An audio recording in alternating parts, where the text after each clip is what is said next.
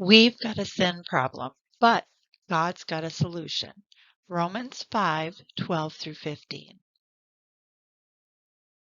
The Apostle Paul wrote to the church in Rome to make some important points clear to them. For one, they had many ideas about how to deal with sin, but a lot of what they believed was not true. So Paul wanted them to understand how sin got into the world.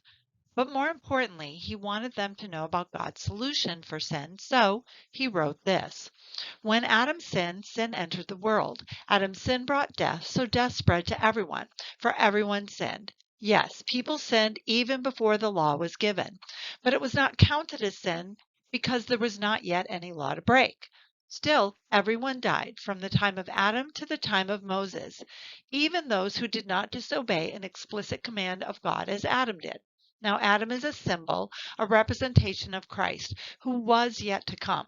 But there is a great difference between Adam's sin and God's gracious gift. For the sin of this one man, Adam, brought death to many. But even greater is God's wonderful grace and his gift of forgiveness to many through this other man, Jesus Christ. Let's look at what Paul meant by that.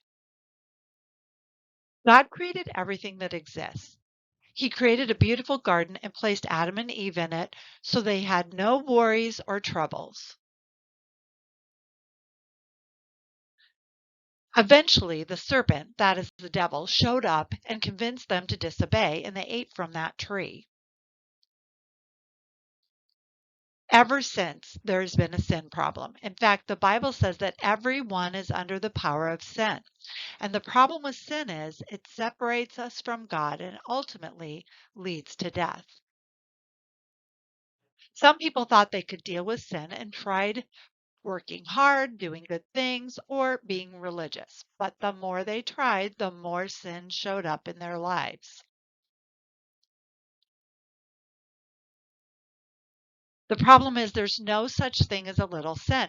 If you sin even once, you're guilty. God takes sin seriously, and breaking one of God's laws is the same as breaking them all. Even though sin is a problem all humans have, God provided a way to forgive sin and heal people's sin nature.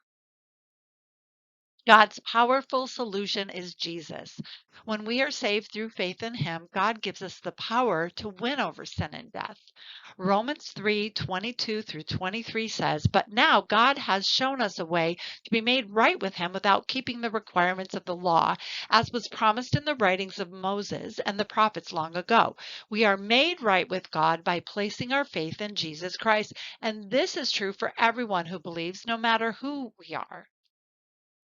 So rather than trying to earn God's forgiveness through obeying the law or doing good things, we are made right with God through faith in Jesus Christ.